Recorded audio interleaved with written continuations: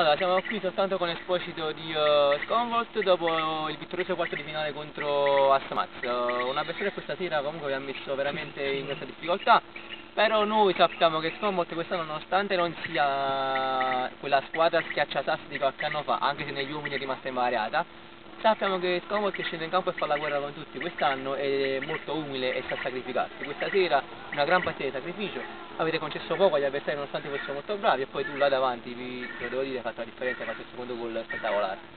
Guarda, in fin dei conti non è che hanno fatto tante azioni che noi possiamo dire è stato bravo il loro portiere che ha fatto parecchie parate, noi qualche disattenzione ci ha punito sull'1-0, però E adesso non avete concesso quasi niente. assolutamente no, solo tiri da fuori che purtroppo non li possiamo fermare. Dai, tu che hai tanta esperienza, hai vinto tanti tornei, tra cui il nostro, adesso siamo in semifinale, questa squadra rispetto agli altri anni con quale mentalità si approccia, la differenza rispetto alle altre semifinali? Guarda, di Agli altri anni? mentalità credo che è sempre la stessa, perché l'unica mentalità che abbiamo è quella di vincere, poi il campo parte. E l'ultima sul ritorno di Manuel, che ormai sono 3-4 partite che stai qui con voi, la convivenza con Peppe, ho visto una squadra quasi perfetta, Manuel ha giocato un po' più dietro, Peppe più avanti, vi siete dati tutti quanti effettivamente una Abbiamo grossa giocato tutti mano. alla grande, non c'è proprio nessuno. Una percentuale siete arrivati a una percentuale di 80-90%?